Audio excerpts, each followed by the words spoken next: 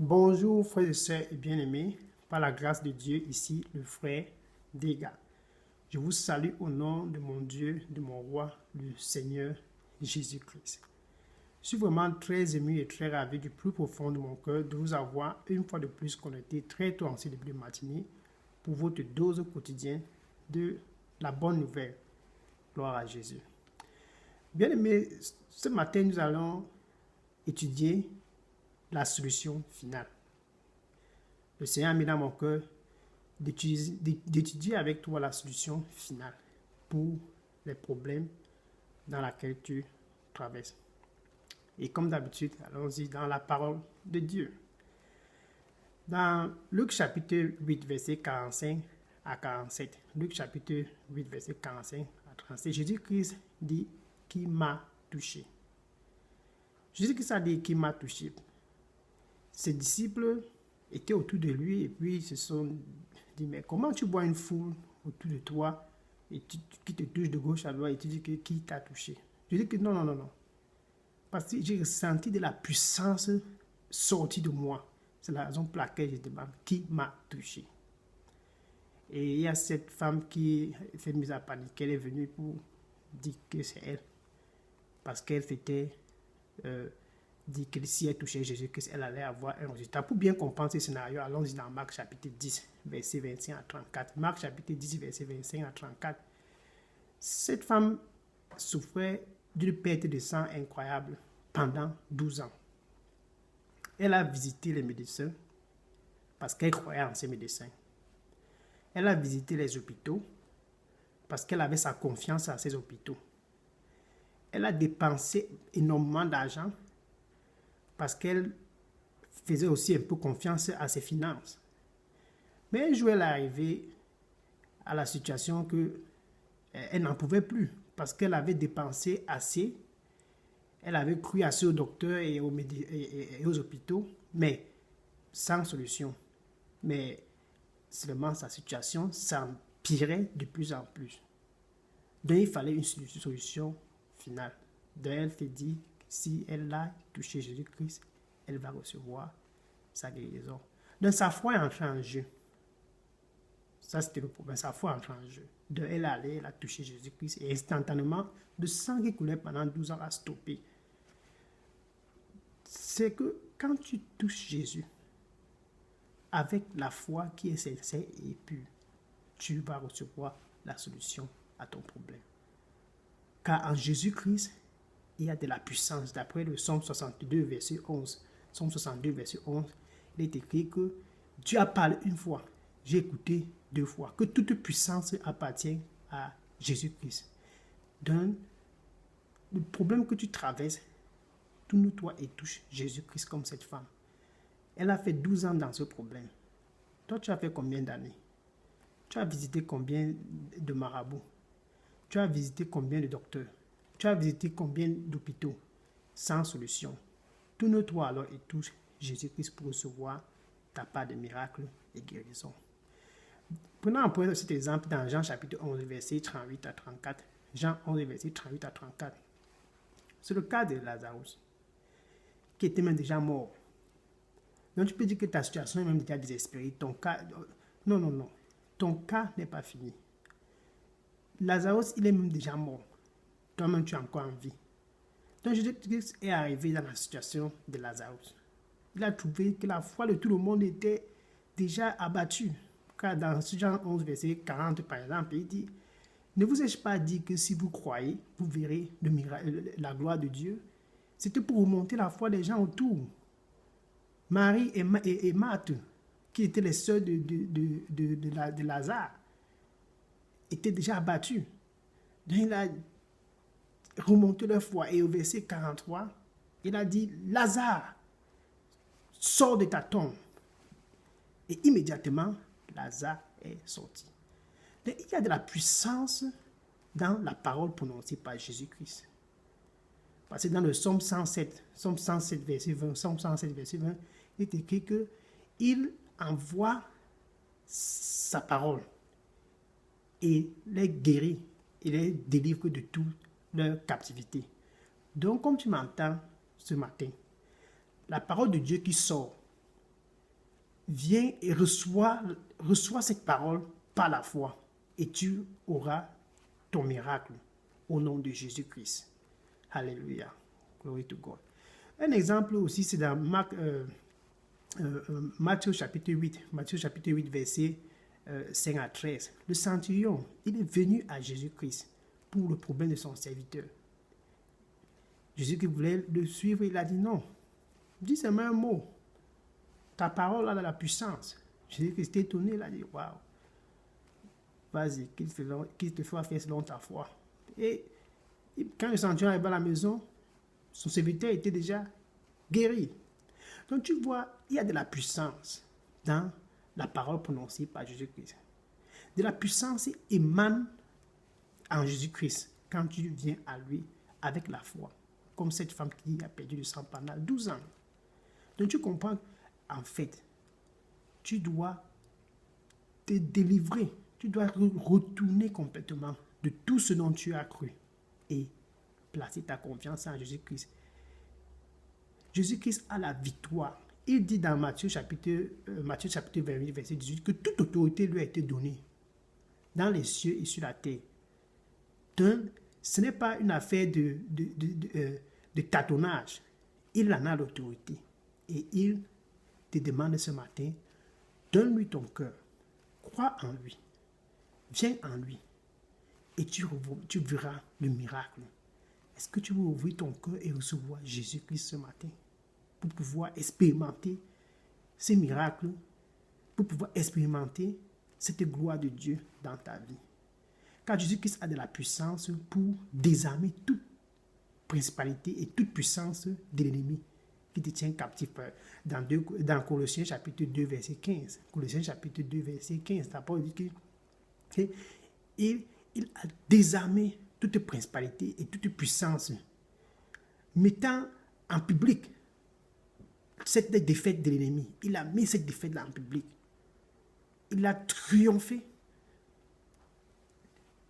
l'ennemi. Et ce triomphe était public. Donc ce que Jésus-Christ a fait n'était pas en cachette. Ce n'est pas dans la chambre qu'il a triomphé sur les puissances de l'ennemi. Ce n'est pas dans la chambre ou bien dans un coin caché qu'il a triomphé sur les puissances de l'ennemi qui te tiennent captif. C'était public. Donc, il veut seulement que tu tournes ton cœur et que tu ouvres ton cœur, tu l'acceptes pour pouvoir recevoir ton miracle. Sa venue, c'était pour détruire les projets de l'ennemi dans ta vie. La venue de Jésus-Christ, c'était pour anéantir tous les problèmes que l'ennemi a sémés dans ta vie. Dans 1 Jean chapitre 3, verset 8, par exemple, 1 Jean chapitre 3, verset 8, il est écrit que pour cette raison, Jésus-Christ a été manifesté pour détruire le travail que l'ennemi a fait dans ta vie. Ce travail, c'est de te rendre malade.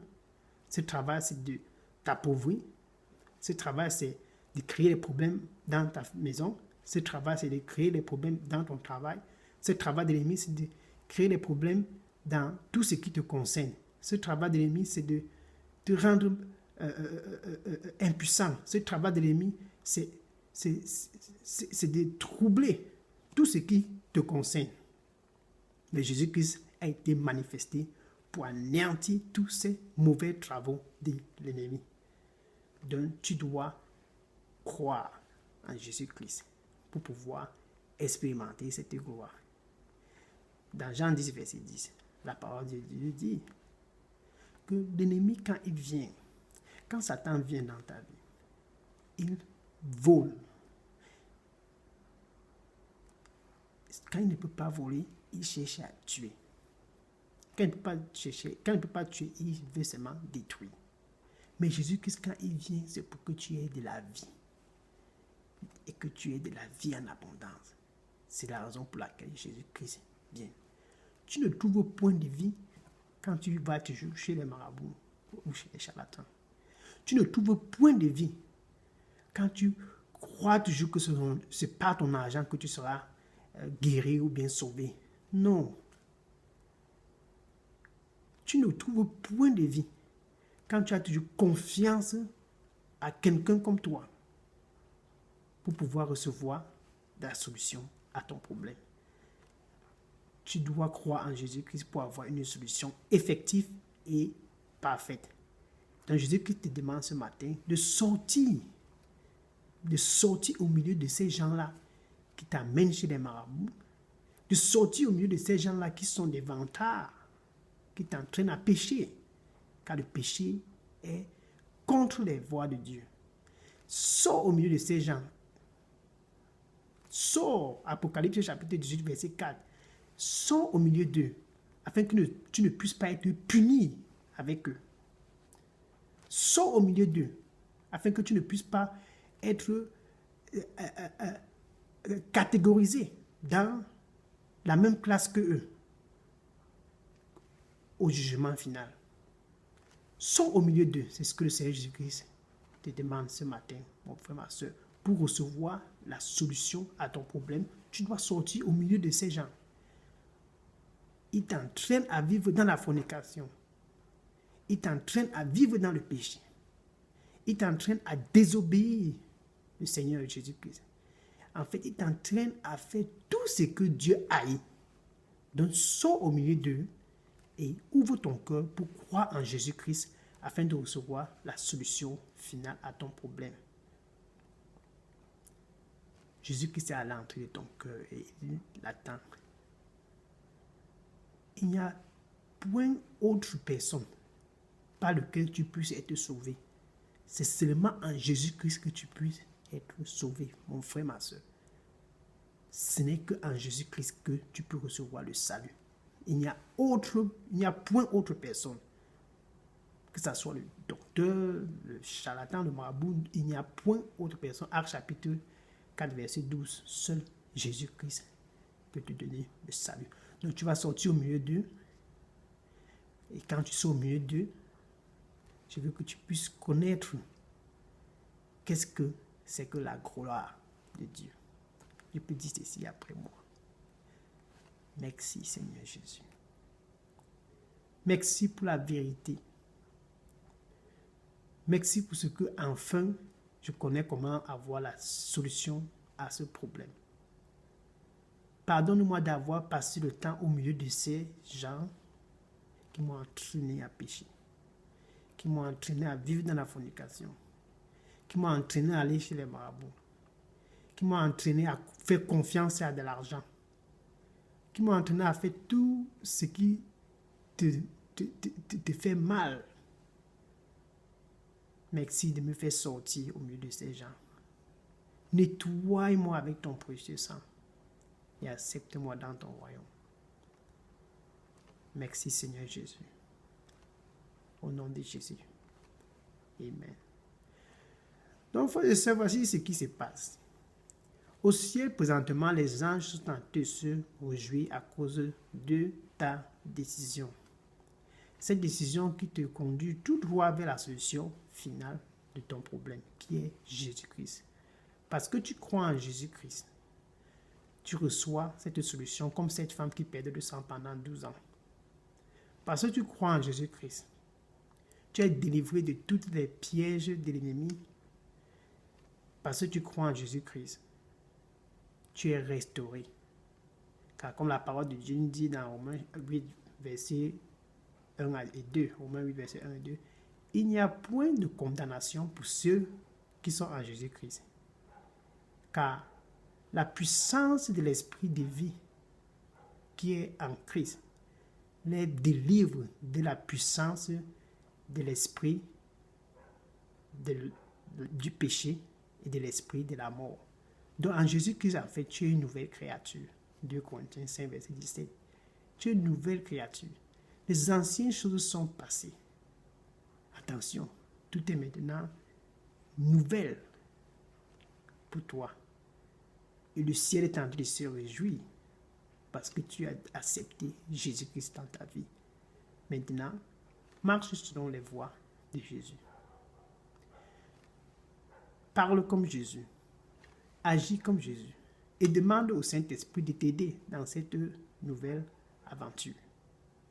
Car Dieu t'aime. le Saint-Esprit va t'assister dans tes voies et que le Seigneur continue de te fortifier au nom de Jésus. Je t'aime avec l'amour de Christ. Sois béni et continue d'aimer le Seigneur Jésus-Christ. Gloire à Dieu. Amen.